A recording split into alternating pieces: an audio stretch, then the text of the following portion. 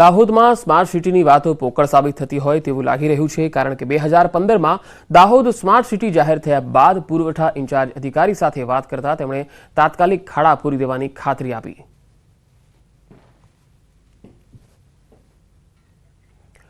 અહીંયા 2015માં Dahod smart city જાહેર થયું અને ત્યાર પછી જે વાતચીત થઈ છે તે પ્રમાણે શહેરમાં હાલ તો કચરાપેટી દેખાઈ રહી છે, ઠેર ઠેર કચરો છે, અલગ અલગ જગ્યાએ સફાઈનો પણ અભાવ છે.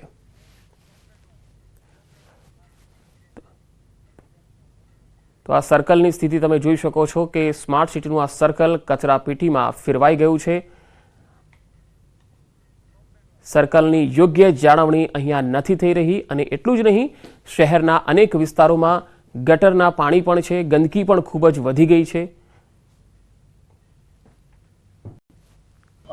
પ્રથમ જ્યારે સ્માર્ટ સિટીને દાહોદમાં પસંદગી કરવાની હતી તે સમયે આ સર્કલ બનાવવામાં આવ્યું હતું. પીપીપી મોડેલ આજે દુર્દશામાં છે.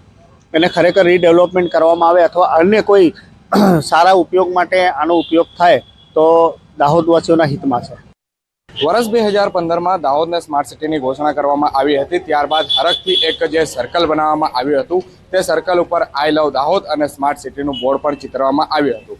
જો કે આપ મારી પાછળ અત્યારે જોઈ રહ્યા છો, દાહોદ શહેરને સ્માર્ટ સિટી જાહેર કર્યા બાદ જે લોકોમાં ખુશી જોવા મળી હતી અને લાયન્સ ક્લબ અને નગરપાલિકા દ્વારા પ્રાઇવેટ પાર્ટનરશિપ મોડલ ઉપર જે એક દાહોદના વચ્ચોવચ્ચ જે સર્કલનું નિર્માણ કરવામાં આવ્યું હતું.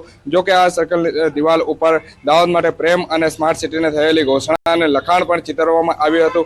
જો કે સમય જતાં આ જે સર્કલ છે તેની કોઈપણ જાતની મેન્ટેનન્સ ના કરવાના કારણે આ જે સર્કલ છે તે એક કદરૂપું બનવા પામ્યું છે. અહીંયા મોટા મોટા ઝાડી ઝાકરાઓ ઉગી જવા પામ્યા છે અને હાલ જે એક કચરાના ઢગલા સમાન જે આ સર્કલ જોવા મળી રહી છે. જો કે આ એક સ્માર્ટ સિટીને લઈને એક મોટી જે સવાલ ઊભો થવા પામ્યો છે કે કેમ આ જે સ્માર્ટ સર્કલ છે તેનું જે સમારકામ અથવા તો તેને જે સાર સંભાળ રાખવાની હોય છે તે રાખવામાં નથી આવતી. જો કે અત્યારે કહી શકાય કે લાયન્સ ક્લબ અને દાહોદ નગરપાલિકા દ્વારા જે આ જે સર્કલ બનાવવામાં આવ્યું હતું તે તો અત્યારે એકદમ દયનીય હાલતમાં જોવા મળી રહ્યું છે. સૌરભ ગેહલોત, ન્યૂઝ 18 ગુજરાતી, દાહોદ.